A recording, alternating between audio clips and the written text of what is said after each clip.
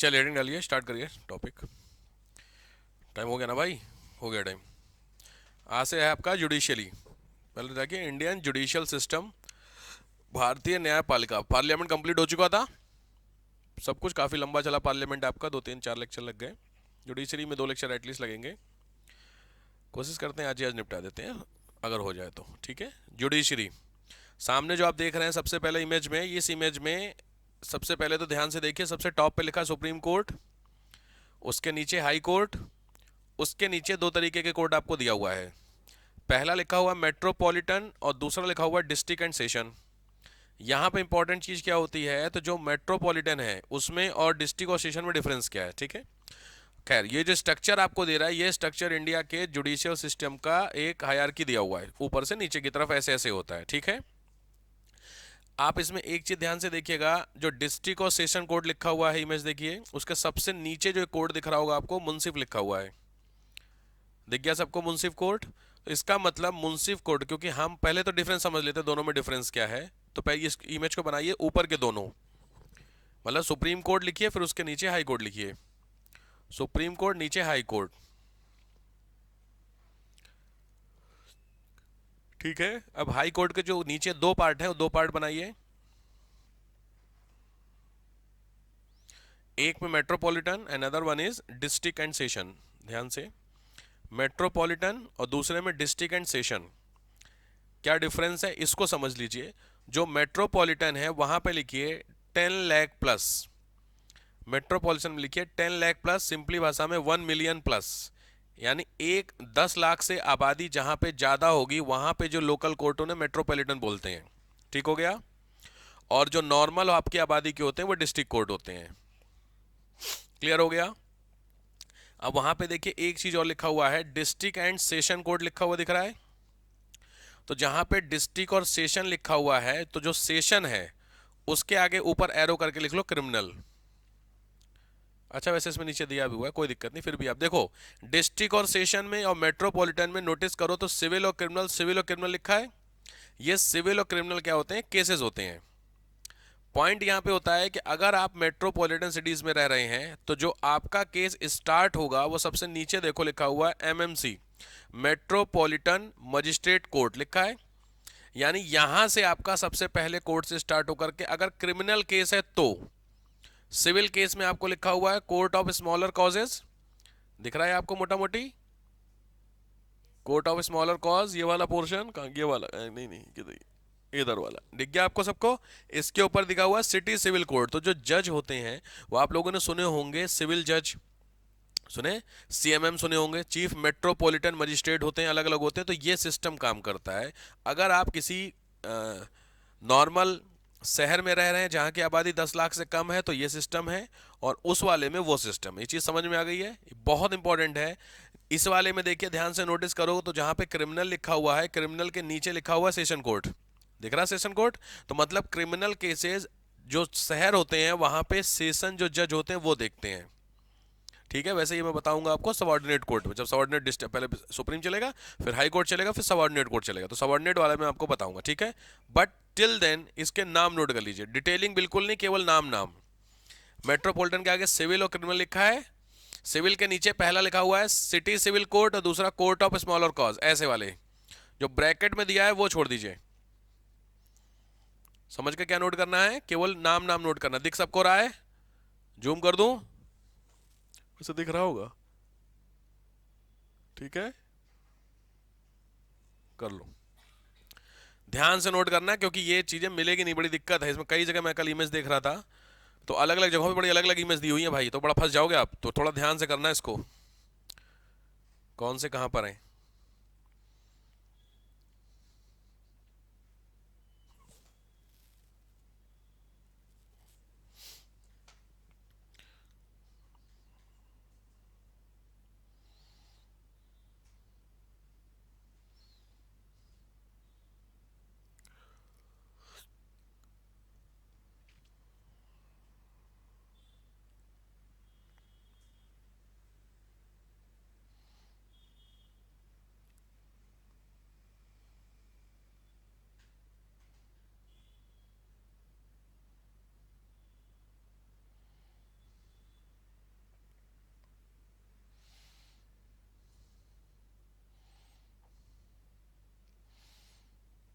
हो गया।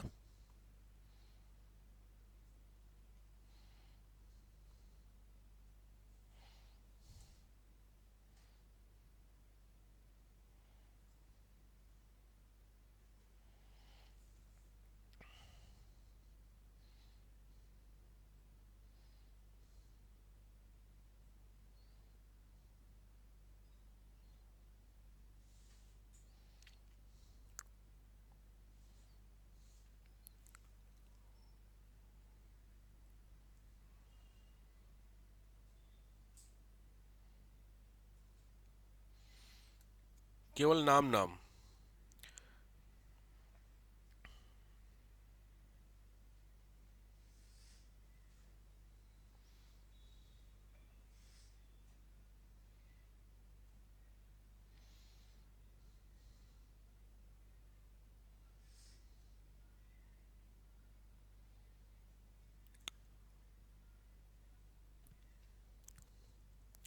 ब्रैकेट वाले तो नीड नहीं कर रहे क्योंकि वो नीड नहीं है आपको, वो जज की पोस्ट है तो उससे इंपॉर्टेंट नहीं है। हो गया।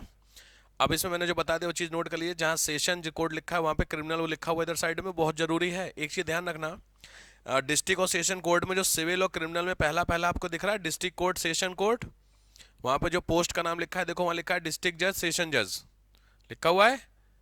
ध्यान से, कहां पे समझ गए, डिस्ट्रिक्ट सेशन में पहला पहला, ये जो डिस्ट्रिक्ट जज और सेशन जज है ये सेम बंदा है, ये ध्यान रखिएगा। मतलब नॉर्मल डिस्ट्रिक्ट में 10 लाख से कम वाले में रेवेन्यू वाले मैटर जो होते हैं वो डिस्ट्रिक्ट कोर्ट में जाते हैं और क्रिमिनल वाले मैटर क्रिमिनल में जाते हैं, लेकिन जो मेन बंदा होता है वो सेशन जज और जो डिस्ट्रिक्ट जज होता है वो दोनों सेम होते हैं, ये ध्यान रखना। बाकी आपके जूनियर डिवीजन सीनियर डिवीजन होते हैं, तो जो पीसीएस जे का आपने एग्जाम सुना होगा, जुडिशियल के जो एग्जाम होता है पीसीएस वाला, उसमें जो बच्चे निकलते हैं उनकी सबसे पहली जो पोस्टिंग होती है वो नीचे आपने कहा मुंसिफ जज, यहां से पोस्टिंग होती है सबसे छोटा वाला, ठीक है। और मुंसिफ से हो करके फिर वो ऊपर जाते हैं, इसका सीधा मतलब हुआ कि किसी भी व्यक्ति की डायरेक्ट पोस्टिंग मेट्रोपॉलिटन कोर्ट में नहीं होती है। समझ में आ गया, पहले डिस्ट्रिक्ट सीख लोगे तभी तो जाओगे बड़े शहर में भाई, छोटे छोटे से पहले डील करो, ठीक हो गया। ये आपका सिस्टम काम करता है सुप्रीम कोर्ट हाई कोर्ट को। डन, कोई कंफ्यूजन, हटाओ इसको। चलो नेक्स्ट आओ, हेडिंग डालो, सुप्रीम कोर्ट से शुरू करते हैं, सुप्रीम कोर्ट से शुरू करते हैं। सबसे पहले तो सुप्रीम कोर्ट के फैक्ट्स के बारे में चीजें जान लीजिए, सुप्रीम कोर्ट क्या होता है। शुरू करें ध्यान से, सुप्रीम कोर्ट 28 जनवरी 1950 को शुरू किया गया है। 28 जनवरी 1950 को स्टार्ट हुआ है इंडिया में सुप्रीम कोर्ट। इसका मतलब क्या, इससे पहले सुप्रीम कोर्ट नहीं था, तो आंसर है था, उसका नाम था फेडरल कोर्ट। क्लियर हो गया। तो देखो, before it was name as a federal court, शुरू में इसको फेडरल कोर्ट के नाम से जानते थे। ठीक, ठीक है। अब कौन सा ईयर, 1958, डेट है 28 जनवरी 1950। ठीक है, तो इससे पहले ये फेडरल कोर्ट था। तो भारत का पहला सुप्रीम कोर्ट कहां पे था, तो भारत का पहला हाई कोर्ट था कलकत्ता, उसी को सुप्रीम कोर्ट बोलते थे। तुरंत वहीं India's first supreme court, Bharat का पहला supreme court dash Calcutta 1875, 1775, 1775 Calcutta. जज का नाम लिखिएगा sir Elijah Impey, ELIGAH, Elijah Impey, EMPAY, ये पहले जज थे, पूछा हुए क्वेश्चन है भर भर के, ठीक है। तो इंडिया का पहला कोर्ट यहाँ पे था और ICC खान, उसके बाद से लेकर के कलकत्ता में ही कोर्ट रहा। 1950 में ट्रांसफर होकर के कहाँ आया, दिल्ली आ गया। ठीक होगी बात। चलो दूसरा पॉइंट, पार्ट 5 आर्टिकल 124 से 147, पार्ट 5 आर्टिकल 124 से 147 के बीच में पूरा डिटेलिंग आपको सुप्रीम कोर्ट दिया हुआ है। ठीक हो गया। चलो नेक्स्ट, 124 से 147। Next, initial, next point, initially dash 1+7, यानी जो हमारा सुप्रीम कोर्ट था शुरू में 1+7 थे, 1 क्या होगा, CJ, तो 1 के आगे CJ और 7 के आगे जज, पता हो तो अच्छी बात है, नहीं तो ठीक है। तो शुरुआत में 8 लोग थे, ठीक है। अभी के नंबर की बात करता हूं तो लिखो राइट नाउ, अभी के हैं 34, अभी हैं 34 नाउ डैश 1+33। क्लियर हो गया। तो एक CJ होंगे, 33 आपके जज होंगे, यहां तक क्लियर हो गया। चलो अब बात करते हैं अपॉइंटमेंट की। क्लियर, हेडिंग डालो अपॉइंटमेंट। अपॉइंटमेंट में देखो यहां पे लिखा है qualification required to become a जज ऑफ सुप्रीम कोर्ट, अगर आपको सुप्रीम कोर्ट का जज बनना है तो आपके पास क्वालिफिकेशन क्या होनी चाहिए? ये 5 क्वालिफिकेशन आपके सामने हैं, फटाफट नोट करते चलिए। पहली क्वालिफिकेशन है इंडियन सिटीजन। इंडियन सिटीजन याद रखना, जो मैंने आपको उस दिन बताई थी बात कि बाय बर्थ वाला जो सिटीजनशिप का क्लॉज है वो यहां लागू नहीं है। तो इंडियन सिटीजन आप होंगे, कैसे भी होंगे। दूसरी चीज है, देखो ध्यान से इसको नोट करना है कि he she must have 5 year of experience as a जज इन हाई कोर्ट। तो हाई कोर्ट में कम से कम 5 साल का जज हो। क्लियर हो गया? यहां पे देखिए इसी बात को नीचे एक्सप्लेन किया गया है। It is not necessary here that 5 year of experience must be in a single high court, it can be very like 2 year in any court and 3 year in any court, but minimum 5 year का चाहिए। Clear होगी बात? और पहली condition है, पहली तो compulsory है, दूसरी कंडीशन जो है वो और में आएगी, और तीसरी कंडीशन और में जाएगी। ओ आर और में क्या है? थर्ड में लिखिए 10 ईयर एक्सपीरियंस डैश एडवोकेट इन high court. 10 year experience advocate इन हाई कोर्ट। समझ में आ गया? तो इन दोनों में से कोई एक आपका चलेगा। तो समझ में आया? तो इंडियन सिटीजन एंड इन दोनों में कोई एक, और एक और लिखो, और distinguish jurist. Distinguish jurist, distinguish jurist का मतलब होता है, डैश करके लिख लो, opinion of president. Distinguish jurist सामने लिखा हुआ है आपके, distinguish jurist opinion of president. समझ गए? अब यहां पे क्वेश्चन आता है, सर ये क्या चक्कर है डिस्टिंग्विश ज्यूरिस्ट? तो पहले तो एक चीज समझ लो, इंडियन सिटीजन कंपलसरी है, बाकी 3 कंडीशन और है। यहां तक क्लियर हुआ? अब और में या तो 5 साल का जज हो, 10 साल का वकील हो, या फिर डिस्टिंग्विश ज्यूरिस्ट हो। ठीक हो गई बात? कंडीशन है डिस्टिंग्विश ज्यूरिस्ट का मतलब होता है कोई ऐसा व्यक्ति जिसको इनफ इंफॉर्मेशन अबाउट द या enough knowledge of law, but he don't have the degree of law. समझ गए? लाइक आपने घर पे बैठे सैकड़ों किताबें पढ़ ली हैं लॉ की, आप बहुत बेहतरीन कानून जानते हैं, लेकिन आपने लॉ नहीं किया। अगर लॉ किया होता तो आप लॉयर में चले जाते, हाई कोर्ट में चले गए होते, कोई दिक्कत नहीं। लेकिन अगर आपने कानून की इंफॉर्मेशन आपके पास बहुत अच्छी है, किसकी नज़र में? प्रेसिडेंट की नज़र में। ये ध्यान रखना। समझ में आया? तो प्रेसिडेंट अगर चाहें तो उस व्यक्ति को सुप्रीम कोर्ट का जज बना सकते हैं, इसका मतलब ये होता है। ठीक है? इसका मतलब है क्या किसी के पास लॉ की डिग्री ना हो तो भी वो जज बन सकता है? आंसर है हाँ। कंडीशन है प्रेसिडेंट की नज़र में ऐसा होना चाहिए। ठीक हो गई बात? कोई कंफ्यूजन? मैं बार बार कह रहा हूं, पहली कंडीशन जो है वो कंपलसरी है, बाकी 3 और है। तो पहली के बाद एंड, फिर और यही तो चलेगा। समझ गए? तो पहली कंडीशन को आप चेंज नहीं कर सकते, बाकी तीनों में कोई एक कंडीशन आपकी होगी तो आप इंडिया के क्या बन जाएंगे? सुप्रीम कोर्ट के जज बन सकते हैं। क्लियर हो गया? हटाऊं? चलो नेक्स्ट आओ। नेक्स्ट है, सबसे इंपॉर्टेंट हेडिंग डालिए, अपॉइंटमेंट। अपॉइंटमेंट जो सबसे बड़ी सरदर्दी है। अपॉइंटमेंट की सरदर्दी ये है, बेसिकली इशू ये है, जो रखा है ना, अपॉइंटमेंट की सरदर्दी सबसे बड़ी क्या है पता? सामने आप देख रहे होंगे 5 लोग, आपको 6 लोग दिख रहे हैं। ये 6 लोग ऐसे, स्पेशली इन्हीं 6 की बात नहीं कर रहा हूं, ये जो 6-7 लोगों का ग्रुप होता है इसको कॉलेजियम बोलते हैं। सुना होगा तो अच्छी बात है, नहीं तो जो जजेस जब भी किसी भी केस को सुनते हैं तो आप लोगों ने जनरली नोटिस किया होगा, कभी ध्यान नहीं किया होगा तो आज घर जाना यूट्यूब देखना, तो उसमें एक जज भी बैठता है और एक से ज्यादा कई सारे 4-5 जज भी बैठते हैं। कभी बैठे हुए देखे? नहीं देखे कभी? आज जाके देखिएगा जरूर। ठीक है? सिंगल जज, मूवीज में आपने देखा होगा एक ही जज डिसीजन देता है। ऐसा होता है जब वो जो टॉपिक होता है बहुत कम इंपॉर्टेंट हो। अगर बहुत इंपॉर्टेंट कोई टॉपिक होता है तो 2 से ज्यादा जज भी बिठाए जा सकते हैं। और अगर किसी कॉन्स्टिट्यूशन को एक्सप्लेन करना हो, बहुत बड़ी बात होती है, तो कम से कम 11 लोगों की बेंच बैठती है। अब तक बैठी 11 जज एक साथ बैठे हैं। आप समझ सकते होंगे 11 जज बैठे होंगे तो ओपिनियन मैटर करता है। इसीलिए आपने ये सुना होगा कि जो राम मंदिर वाला मुद्दा था उसमें 3 लोग थे, 5 लोग थे, क्योंकि इस मैटर में एक व्यक्ति की राय इंपॉर्टेंट नहीं है, कम से कम 3-4-5 लोग चाहिए। खैर, तो उससे मैटर नहीं करता है। तो ये जो 3-4 लोग बैठते हैं उसको बोलते क्या है? कॉलेजियम बोलते हैं। अब यहाँ पे जो सबसे बड़ी दिक्कत है वो ये है, अपॉइंटमेंट समझ गए? कौन करेगा? प्रेसिडेंट करेगा। ये बात पता होगी, नहीं तो वहां लिखा तो नहीं, आपने लिख लिया वो अपॉइंटमेंट जो आपने लिखा है उसमें एलिजिबिलिटी लिख ली? अभी क्या लिखे हो? एलिजिबिलिटी लिखे हो? ठीक, अपॉइंटमेंट लिखो बाई प्रेसिडेंट। अपॉइंटमेंट में पहला पॉइंट लिखो बाई प्रेसिडेंट। ठीक है? By president. नीचे लिखो advice compulsory, advice compulsory dash CJ, CJ clear हो गया?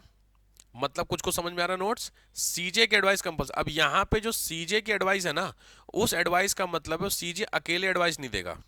सीजे में ब्रैकेट में लिख लो मिनिमम 4 जज। कुछ कुछ नोट समझ में आ रहे हैं? मिनिमम 4 जज का मतलब समझ में आ गया? सीजे की खुद की एडवाइस नहीं है, यहां पे सीजे कम से कम 4 जो सीनियर जज होंगे उनसे पूछ करके एडवाइस देगा। कुछ कुछ आ रहा दिमाग में चीजें? ठीक। अब यहां पे मैंने वर्ड लिखवाया है कंपलसरी, इसका मतलब बिना एडवाइस के अपॉइंटमेंट नहीं हो सकता है। क्लियर हुआ? बट अब हेडिंग डालो कोलेजियम सिस्टम। बहुत बड़ा इश्यू होता था। कोलेजियम सिस्टम क्या था? कोलेजियम सिस्टम के लिए आपको पहले एक काम करना होगा, वो काम इस तरीके से करना होगा, एक शॉर्ट नोट्स तैयार करने हैं, उसका नाम है NJAC। हेडिंग डाल दीजिए, जो आपको अलग से करना है, इसमें नहीं। NJAC national judicial appointment commission, national judicial appointment commission, इस पे एक नोट्स बनाने। अब ये है क्या, बहुत ध्यान से समझ लो। देखो आपने आर्टिकल नंबर 51 पढ़ा, 50 पढ़ा, जिसमें क्या था कि साहब एग्जीक्यूशन और जुडिशरी अलग अलग है, ये पढ़ा था आपने। NJAC क्या था, ये अभी लाया गया था बाय द बीजेपी गवर्नमेंट। उसमें कुछ इस तरीके का पैटर्न था कि जो जजेस के अपॉइंटमेंट होंगे, उस अपॉइंटमेंट में एक टीम बनेगी, कमेटी बनेगी। वो कमेटी इंडिया के सुप्रीम कोर्ट के जज को अपॉइंट करेगी। ठीक है? दिक्कत क्या थी? कोई दिक्कत नहीं, अच्छी बात है, 10 लोगों से पूछ के करो। बट दिक्कत इसमें यह थी कि इसमें एक मेंबर था लॉ मिनिस्टर। कुछ कुछ समझ में आ रहा है? बाकी आपके 3 जज थे, 2 फेमस पर्सनालिटी थे जो भी जुडिशरी के, 5 हो गए, 6 लोगों की टीम थी, और एक आ गया लॉ मिनिस्टर। कुछ खेल समझ में आ रहा? लॉ मिनिस्टर किसका पार्ट है? एग्जीक्यूशन का। और आपने क्लियरली पढ़ा है कि एग्जीक्यूशन और जुडिशरी सेपरेट है, मिल नहीं सकते। तो अगर लॉ मिनिस्टर की राय भी इसमें इंक्लूड कर ली जाए तो ऑब्वियस है सीधे सीधे इंटरफेयर हो रहा है कि नहीं एग्जीक्यूशन का जुडिशरी में। इस बात को लेकर के इंडिया के जो जुडिशरी के लोग थे, खास करके जो सुप्रीम कोर्ट के जज थे, उन्होंने एक प्रेस कॉन्फ्रेंस की थी, बहुत फेमस है, 2016 में, आप जाके देखेंगे, वीडियो आपको मिल जाएगी। 2016 में पहली बार ऐसा हुआ कि सुप्रीम कोर्ट के जज लोग प्रेस कॉन्फ्रेंस कर रहे थे।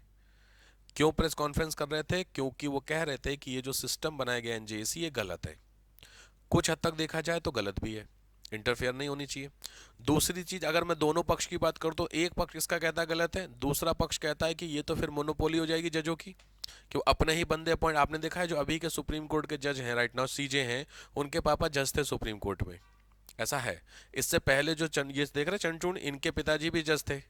तो कुछ कुछ समझ में आ रहा है? इसका मतलब कहीं ना कहीं मोनोपोली खत्म होने की चांसेस थे। मैं दोनों बात बता दे रहा हूं आपको, बट हमें अच्छे पॉइंट को समझना है। तो अच्छा पॉइंट है कि जो इंटरफेयर अलाउ नहीं है। तो ये जो NJAC था, ये NJAC इसीलिए बनाया गया था, फॉर द अपॉइंटमेंट ऑफ जजेस, because is included law minister of India. समझ रहे कॉन्सेप्ट? तो इस पे एक बार आपको थोड़ा सा ध्यान देना होगा। ठीक है? तो कोलेजियम सिस्टम से पहले ये समझ गए। तो जब ये कैंसिल हो गया, मतलब सुप्रीम कोर्ट ने क्या बोला कि साहब ये गलत है, ऐसा नहीं हो सकता है, तो फाइनली फिर कोलेजियम सिस्टम को ही माना गया। ठीक है? तो अब हेडिंग डालिए what is collegium system. What is collegium system? तो कोलेजियम सिस्टम में नंबर 1 लिखे appointment of CJ। Appointment of CJ, CJ को अगर अपॉइंट होगा तो डैश करके लिख लो सीनियर मोस्ट जज। बात खत्म। समझ में आया इसका मैटर? पहले यही चक्कर जो था वो नहीं हुआ था, हुआ यह था, समझिए, ABCD 4 लोग खड़े हैं, तो 4 लोगों में मैं रैंकिंग के हिसाब से बता रहा हूं, तो A सबसे आगे है और D सबसे लास्ट में है। तो रैंकिंग के हिसाब से सबसे सीनियर A हुआ। रूल के हिसाब से मान लीजिए जो पोस्ट है CJ की खाली हुई तो A को होना चाहिए, लेकिन ऐसा हुआ था एक बार कि जो C था उसको ओवरराइड कर दिया गया था A के ऊपर। समझ गए? C को अपॉइंट कर दिया गया था CJ, तो A पीछे हो गया, B पीछे, कायदे में रूल के हिसाब से तो तीसरा नंबर था ना C का, तो A और B दोनों ने क्या कर दिया था? रिजाइन कर दिया था। समझ गए? तो उस चीज को खत्म करने के लिए सिंपल रूल आ गया है कि जो भी सुप्रीम कोर्ट का सबसे सीनियर होगा वो ऑटोमेटिकली CJ बना दिया। बात खत्म हो गई, झंझट खत्म हो गई। तो कॉलेजियम सिस्टम क्या होता है, तो ये तो हुआ पहले सीनियर मोस्ट वाली बात। कॉलेजियम का मतलब दूसरे में लिखिए अपॉइंटमेंट ऑफ जजेस, अपॉइंटमेंट ऑफ जजेस, और इसमें लिखिएगा मिनिमम एडवाइस ऑफ 4 जजेस, मिनिमम एडवाइस ऑफ 4 जजेस। समझ गए? तो ये जो 4 जज अपनी एडवाइस देंगे अपॉइंटमेंट के लिए, इन 4 जजों की कमेटी को बोलते हैं कॉलेजियम। क्लियर हो गया कॉलेजियम सिस्टम? तो अभी की अगर बात की जाए तो कॉलेजियम सिस्टम तो इंडिया में इस समय right now collegium system is running है। समझ गए? तो अभी हमारे यहाँ कॉलेजियम सिस्टम क्या है, आ रहा है, मतलब है। क्लियर होगी बात? ठीक, आराम से।